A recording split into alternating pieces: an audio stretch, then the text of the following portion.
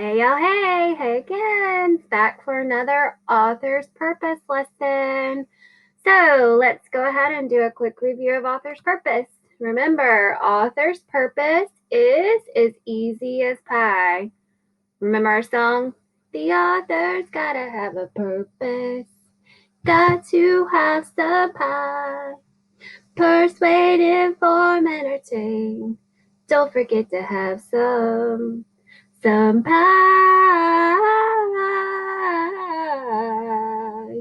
All right, not going on American Idol anytime soon. All right, so author's purpose, easy as pie. Remember the P in pie stands for persuade, and that means the author is trying to make us do something, or they're trying to get us to think something or believe something. And then inform, the author's trying to teach us some new information. They want us to learn something. So this is usually in nonfiction type stories, textbooks, or news articles. And then entertain, the author's trying to amuse us. They're trying to hold our attention. They want us to feel some type of emotion. So you're going to see this type of purpose in a fiction book, poetry book, joke books. Those are some good examples.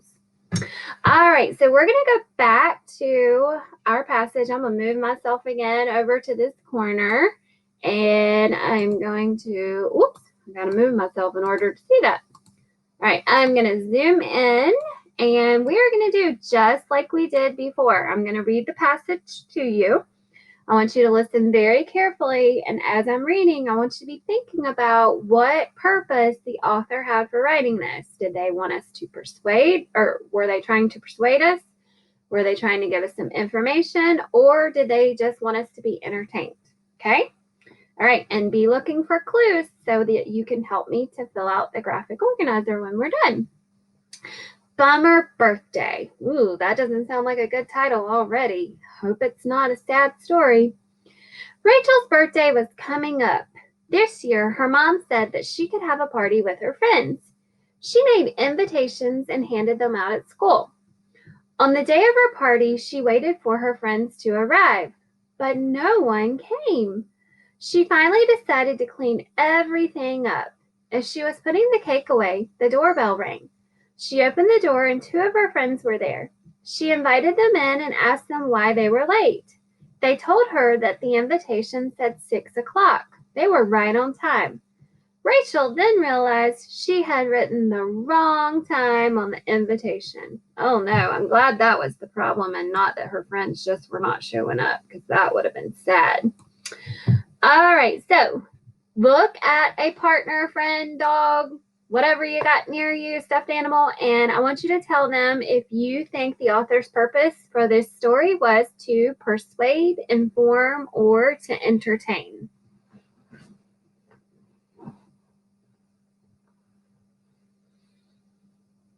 All right, what is it? Everybody say it. All right, if you said you think that the author was trying to entertain us, then you are probably right. So let's look at some clues. So my first paragraph was about Rachel's birthday coming up and that she's going to have a party and she made some invitations to hand out at school. So that's going to be my first clue. That's not what I wanted to do. That's going to be my first clue. Rachel, whoops, I got to make sure I spell her name right. Rachel is having a birthday party and invited her friends from school. All right, next clue. So let's look back. So that was from our first paragraph. Let's look at our second paragraph. What would be a clue? I'm going to give you a second to look. What do you think a clue would be? All right, so remember, on the day of the party, she waited for her friends to arrive, but oh no, no one showed up. So that would be a first clue. On the day of the party, she waited, whoops, forgot my eye, waited for her friends No one showed up. Poor Rachel. I bet she was not happy. All right, now, is there anything else? Is there another clue that I could use that would tell me that the author's purpose is to entertain me? Oh, remember when she decided to clean things up? She was putting things away and her doorbell rang and two friends showed up and they were not late. They were right on time because the invitation was wrong. So let's kind of sum that up. So when she was cleaning up, her doorbell rang. And two friends showed up and said the invitation said 6 o'clock. She had put the wrong time on the invitation.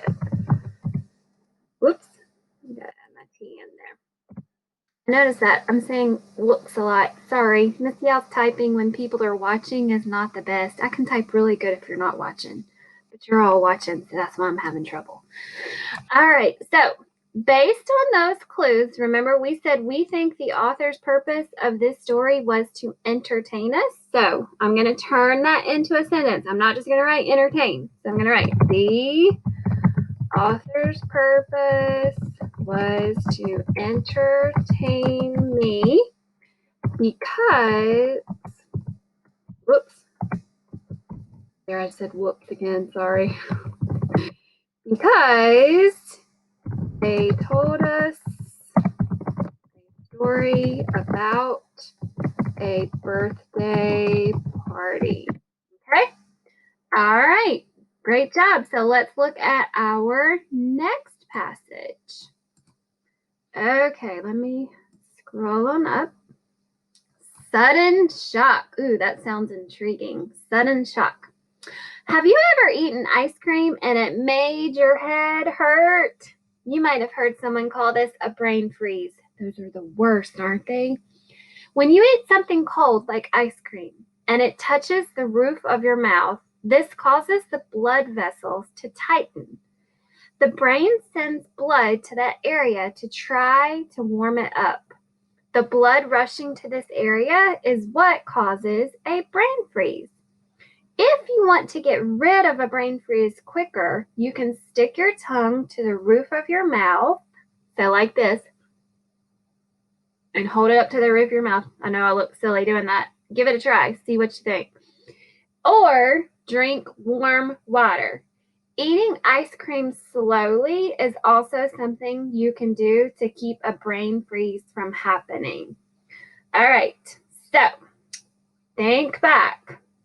Did they tell us a story? Did they give us some information? Or were they trying to persuade us to go eat some ice cream and get a brain freeze? No offense, but I'm not going to be persuaded to go give myself a brain freeze. And I don't think the author was trying to persuade us to do that. So, were they telling us a story or were they giving us some information? Yeah, they were giving us some information. It didn't hold my attention and try to make me feel a certain way or anything like that. I did have some connections to it as I was reading it because I have had a brain freeze before and I know what it feels like, but it didn't give me any kind of emotions and it didn't hold my attention. It taught me something. It actually taught me that I can stick my tongue to the roof of my mouth or drink some warm water and it will help take the brain freeze away. All right, so with that being said, let's find some clues about our author's purpose. Okay, so first of all, if we look back to the beginning, because we want to kind of make sure our clues glow in order. So have you ever eaten some ice cream? If it made your head hurt, you might have heard someone call this a brain freeze. All right. So A brain freeze is when you eat something cold and it touches the roof of your mouth, causing the blood vessels to tighten. So that is going to be a very good clue. So a brain freeze is when you eat something cold and it touches the roof of your mouth and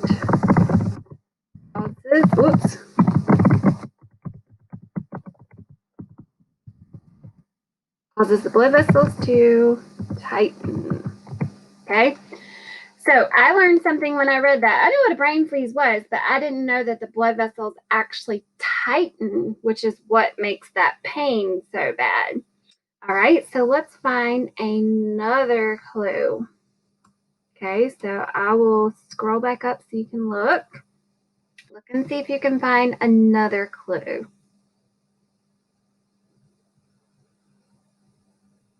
Okay, how about this? The brain sends blood to the area to try to warm it up. The blood rushing to the area is what causes the brain freeze. All right, so let's kind of sum that up into a shorter sentence. So let's say the blood rushing to the cold area to warm it up is what causes a brain freeze. I didn't realize that either. I always just thought it's because you got so cold that it felt like it was freezing, but it's the blood rushing to the area that's trying to warm it up. All right, so how about another clue? So let's look at this bottom paragraph. Is there another clue there? Okay, it's telling us about how to get rid of the brain freeze. So to get rid of a brain freeze, stick your tongue to the roof of your mouth and hold it there, or drink some warm, or we can just say drink something warm. It doesn't have to be warm water. I mean, water's better for you, but like if you have some warm coffee nearby, because you know I love my coffee, that would work too, or some hot chocolate or something like that. Anything warm. All right, so those are my clues. Now, what did we say based off of those clues? What is my author's purpose? Now, remember, for this, I'm not just going to say persuade. I'm not just going to say inform. I'm not just going to type entertain. I need to type the author's purpose was to, what did we say? Inform. That's right. To inform me about brain freezes and how to get rid of them. Okay? What do you think? Pretty simple, right? All right, so make sure that when you see a passage, when you're trying to figure out the author's purpose, make sure you're looking for these clues to help you to figure out what the author's purpose is. All right, today you are, let me move this out of the way. Today you are going to go through and review our lesson again, and you are going to be reading a passage about precious pups. Oh, doesn't everybody just love puppies? Oh. So today you're going to be reading all about some precious pups. And you're going to be finding some clues that help us to know what the author's purpose is. And remember, when you get to that bottom question or the bottom box, you're going to type or write, if you're in school and you're doing this on paper, you're going to write a full sentence, not just what the author's purpose is. But you're going to tell the author's purpose is blah, blah, blah, because blah, blah, blah. Okay? All right, friends, I will see you sometime next week. I hope you have a great day. I will see you when I see ya. Bye.